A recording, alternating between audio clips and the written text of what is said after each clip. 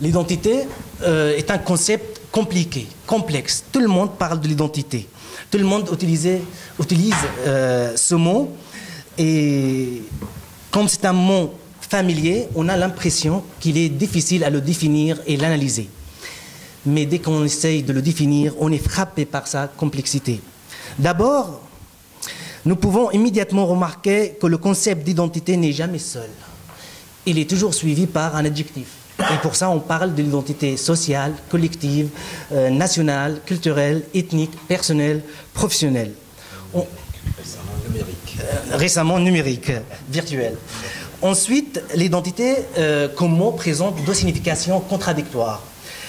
D'abord, il renvoie à ce qui est identique, à ce qui est semblable. En même temps, le mot identité renvoie à ce qui est différent. Donc, il y a deux processus contradictoires, identification et différenciation.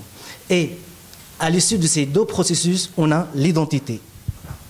Enfin, pour expliquer pourquoi l'identité est un concept complexe, il faut signaler qu'avoir une identité, c'est avoir une certaine stabilité, une certaine constance dans le temps. Mais ce désir de stabilité est accompagné aussi, paradoxalement, par un autre désir, un autre besoin, qui est le désir de changer, le désir des projets de changement. Donc c'est une notion polémique, polymorphe et dynamique basée sur des éléments personnels, sociaux, politiques, historiques, économiques. C'est une construction. C'est une construction et reconstruction. L'identité n'est pas une situation figée. Travailler la question de l'identité, c'est s'engager dans des débats idéologiques, fondamentaux, et particulièrement celui concernant l'histoire et le devenir des réciproques, des personnes, des groupes et des institutions. C'est une notion à connotation idéologique. Dès qu'on parle de l'identité, nous parlons politique. Ainsi, Pierre Tappe, un chercheur toulousain, définit l'identité en disant « L'identité n'est pas un état ni un avoir. Elle ne se saisit que dans la crise, elle ne se maintient que par la prise. » Voilà, en effet, Pierre Tappe voulait nous dire qu'on se pose la question de son identité quand elle traverse une crise.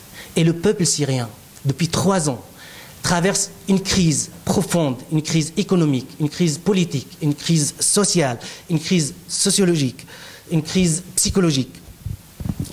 Depuis 3 ans, ce peuple se révolte contre un régime dictatorial et totalitaire. Il faut signaler que c'est un régime totalitaire parce qu'il y a des régimes qui sont dictatoriaux, mais qui ne sont pas forcément totalitaires. Alors tout régime totalitaire est forcément dictatorial. Et en Syrie, actuellement, nous nous posons la question de l'identité syrienne. Sommes-nous des Arabes? Sommes-nous Arabes? Sommes-nous Kurdes? Assyriens? Sommes-nous d'une culture musulmane? Sommes-nous d'une culture chrétienne? Sunnite? D'une culture sunnite? D'une culture alawite? D'une culture druze? D'une culture, on va dire, ismaélienne? Peut-être c'est la seule identité qui pourrait réunir tous les Syriens, c'est l'identité syrienne. Tout simplement.